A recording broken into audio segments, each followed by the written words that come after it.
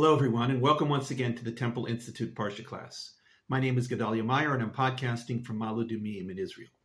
Human beings possess a remarkable ability to communicate profound and difficult ideas. These ideas may be notions of deep logic, such as in the case of mathematics, or of deep feelings, such as in the case of poetry, or of deep concepts, as in the case of philosophy. The range of profound forms of communication we have created for ourselves is so vast that it is almost beyond description. In a sense, every single thing that we say or express is profound in that it is our way of recreating some aspect of the world through the use of language. Language is arguably the greatest creation of human history. It dwarfs the wheel, which was really taking an existing shape and making it useful. It may dwarf the domestication of crops, which was also nothing more than discovering a power that lay latent in the earth and the seeds and putting it to use. All the rest, from technologies such as fire or electricity, methods of transportation such as the boat or the plane, and abstract creations such as numerical systems or works of art, are really ingenious results of taking something that was already there and rearranging it to be what we made it to be. But language stands alone as a true creation of the human mind. It almost seems like it was created out of thin air. A corollary of the creation of language is the creation of writing. While perhaps not as revolutionary as language itself, it did enable spoken communication to reach beyond the normal restrictions of time and space. The written text, in whatever form it took, made it so that what was said or thought thousands of years in the past or somewhere around the world could be conveyed to a completely different audience than was intended. We can hear or read the thoughts of Shakespeare or some philosopher from ancient Greece and interpret them to fit our own times and our own understandings of things. We can express the deepest feelings in our hearts and souls to others who are not present and may not even be alive. This is truly an amazing power that we have created. It is difficult to imagine something more appropriately described as a gift from God.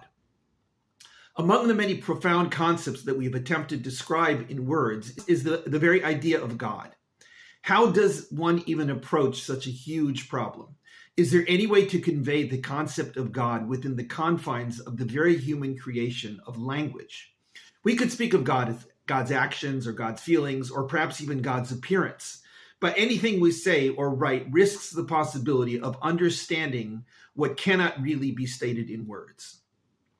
This has always been the problem of using language to communicate the idea of God. There seems to be no real way of ever doing it complete justice. The book that truly attempted to accomplish this Herculean feat was the Bible.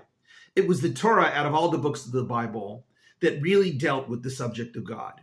While never truly defining God in any way, it discusses God in so many different ways and in so many situations that one begins to get some idea of what God actually is. Of course, this is not so easy to do, being as many of the written descriptions of God are vague or even contradictory.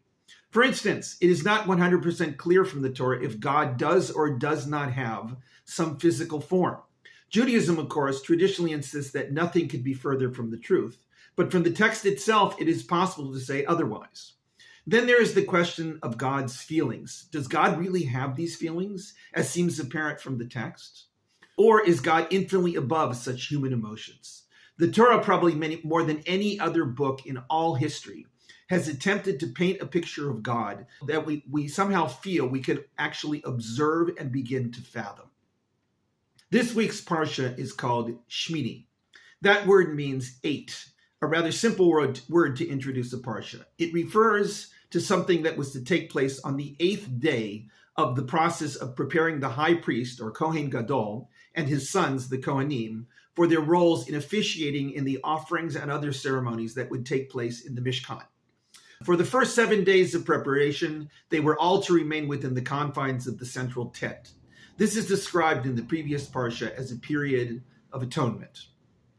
This week's Parsha begins on the 8th day of that preparation period. The inauguration ceremony included a wide variety of offerings. The entire community of Israelites was to observe this ceremony. Moshe promised his brother Aaron, who was to be the high priest, and his sons, who were to serve as the Kohanim under him, that if everything was done properly, God's glory would be revealed to them.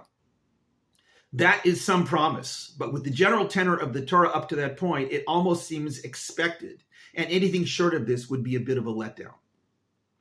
Everything goes as planned with the offerings. When it is all finished, Aaron lifts his hands towards the people and blesses them.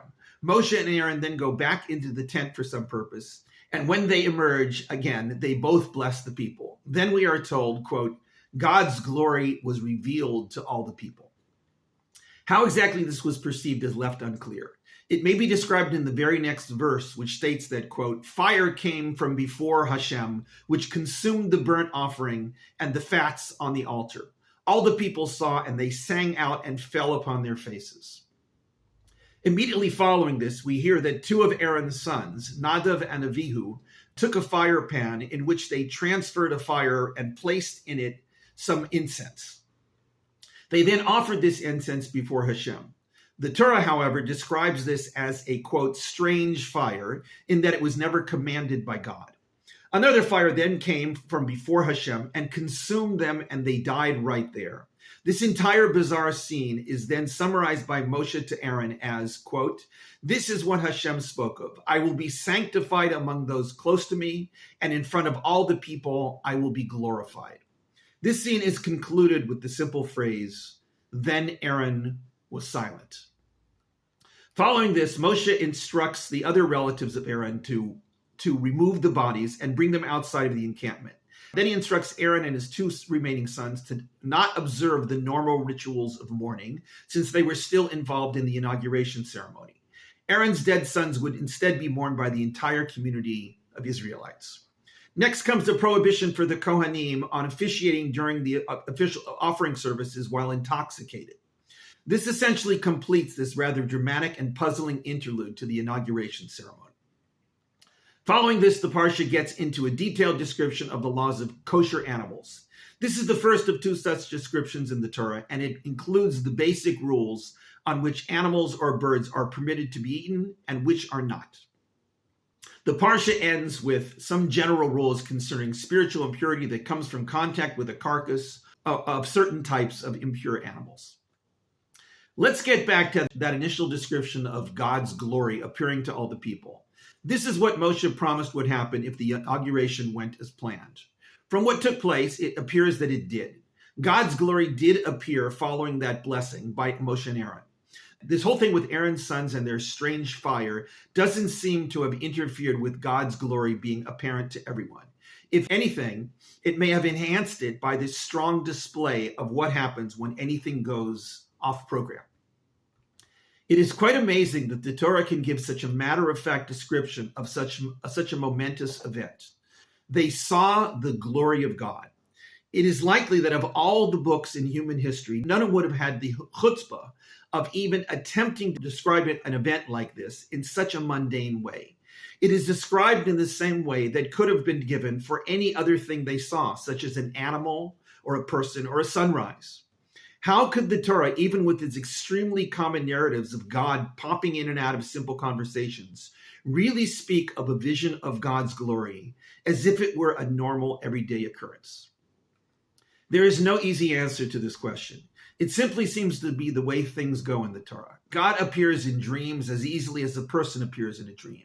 God's glory appears with the manna in the desert, and at times when the entire Israelite people is deserving of harsh rebuke. God is present in the ceremonies of the Tabernacle in the same way that God was present at Mount Sinai. God just seems to be something that was there in the world of the ancient Hebrews and Israelites in a way that we today can no longer fathom. What was it they saw when they witnessed God's glory after this inauguration ceremony? The only real clue we find in the Torah is a verse from several parshas ago in the book of Exodus concerning Moshe's encounter with God on Mount Sinai. We read there that, quote, the appearance of God's glory was like a consuming fire at the top of the mountain to the eyes of the Israelites. This seems strikingly similar to what is happening here with this ceremony. The fire came forth from before God and consumed the offerings. But why should God's glory come in the form of a consuming fire? What is it about fire that is somehow the best verbal description the Torah could come up with for God's glory?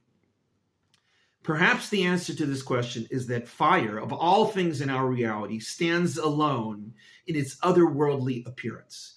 It isn't solid. It isn't liquid. It isn't gas. In a sense, it doesn't seem to be fully physical at all.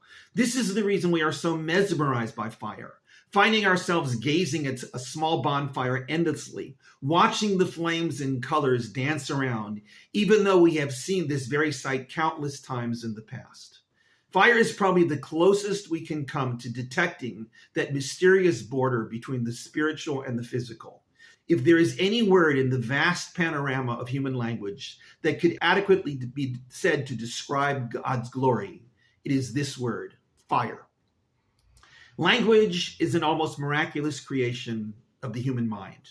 It is our tool for describing our inner and outer experiences in a way that enables others to understand what we wish to relate. When it comes to something as mysterious as God, this is nearly impossible to do. But our language does allow us a window into this most epiphanous of experiences. The Torah used fire as the experiential bridge between the human mind and the reality of God. It would be hard to find a more fitting way of imagining the unimaginable. Shabbat Shalom.